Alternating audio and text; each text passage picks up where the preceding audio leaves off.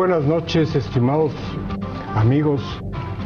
Hoy sábado, estar en sus hogares para nosotros es un orgullo, verdaderamente orgullo, y tenerlos aquí frente a nosotros en estas cámaras, donde vamos a iniciar un programa de análisis que vamos a llevar todos los sábados como este.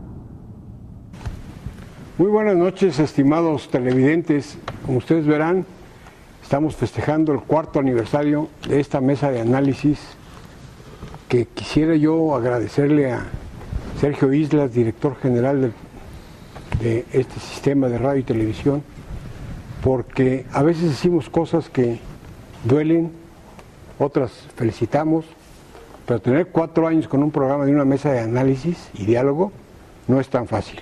Vamos a empezar hoy con 2 temas muy importantes, que es la situación económica en el país y el haber de retiro de los magistrados, entendiendo por magistrados, en este caso, de los del Tribunal Electoral.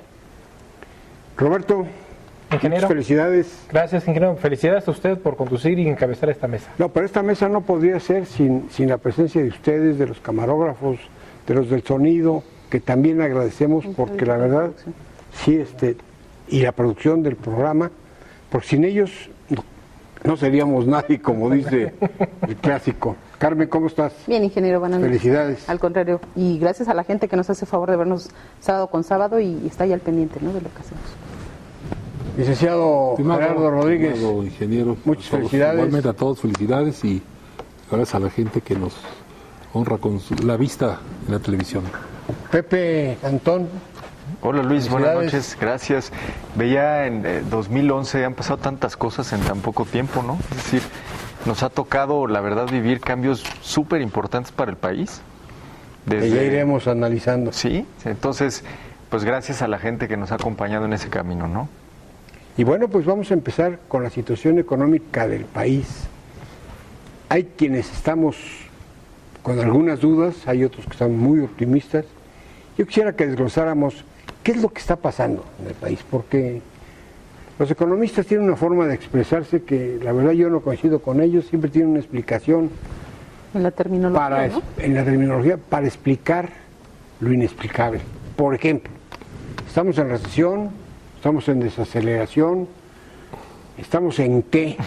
Hay que dejar hablar a los bolsillos para que sepamos a qué atenernos. Pepe, ¿qué nos platicas? Bueno, Luis, yo creo que es totalmente deliberado ese lenguaje. Yo creo que además ya está el término en el diccionario de la lengua, cantinflean a propósito. Es decir, pueden decir desaceleración, pueden decir estancamiento, pueden utilizar un sinfín de términos para explicar una realidad económica que, más allá de las cifras y los términos técnicos, se siente. Es decir, cualquier cifra que nosotros veamos relacionada a la economía, al final del día es como una encuesta, es una pequeña muestra de la realidad, no es la realidad. Ayer, esta fea cara de la economía la representa el anuncio del subsecretario de Hacienda, Fernando Portela, Que ese es la que es todo un pregunta, tema, es todo un tema. que es también todo un tema el hecho de que sea el subsecretario el que dé las malas nuevas. El que baja el pronóstico de crecimiento de la economía, que estaba en 3.9 y que lo llevan hacia el 2.7. ¿Qué representa esto? Es decir, ¿qué implica que baje el pronóstico de crecimiento? Déjamelo preguntártelo, Pepe. ¿Qué significa esto? Porque la mayor parte de la gente no lo entiende, no lo entendemos. El crecimiento económico, Luis, del Producto Interno Bruto mide cuánto produce un país de forma agregada, es decir, todos los sectores, construcción, servicios, campo, absolutamente todo lo que se produce en un país al año. Y este ajuste, los ajustes en este país siempre han sido para abajo, yo nunca he conocido un ajuste para arriba, representa algo así como mocharle unos 15,000 millones de dólares a la producción anual de México. Eso también implica que vamos a estar generando aproximadamente 150,000 empleos menos de los que originalmente se tenían contemplados. Hay que recordar que desde hace varios años tenemos una meta de generación de empleos de alrededor de 1,000,000 que no hemos alcanzado desde el sexenio de Fox. ¿Y por qué no? Es decir, ¿por qué seguimos apostando a crear 1,000,000 de empleos y no llegamos? Porque la economía ha promediado un crecimiento de 2%. Es decir, hay economías como la China que han crecido hasta el 15% y en un año malo crecen el 7%. A nosotros nos encanta analizar o sobreestimar lo que pasa en el mundo. Hoy, por ejemplo, el subsecretario dice que Estados Unidos no se recuperó como debería recuperarse. La verdad es que Estados Unidos está creciendo.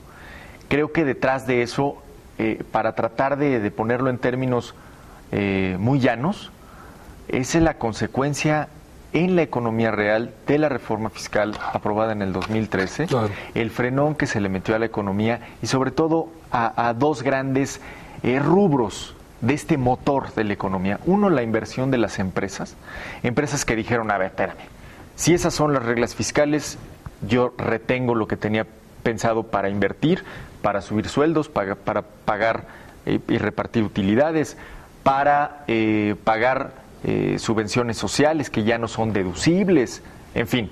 Y por otra parte, algo que de repente se subestima, pero que es fundamental y que es el consumo privado, el consumo de la gente. Es decir, se han incrementado los precios en artículos muy sensibles que generan desde el cobro de IVA hasta, pongo el caso de los impuestos especiales que se le pusieron a los llamados productos chatarra o alimentos chatarra, a los refrescos, y que son parte de la dieta básica de los mexicanos, nos guste o no. Claro. Yo siempre he pensado que es muy difícil poner en cintura a los mexicanos o pedirles que adelgacen o pedirles que sean y tengan una vida más sana a través de una política fiscal. Pues que eso lo haga la Secretaría de Salud, no la Secretaría de Hacienda. Entonces, la realidad es que le metimos freno de mano a la economía.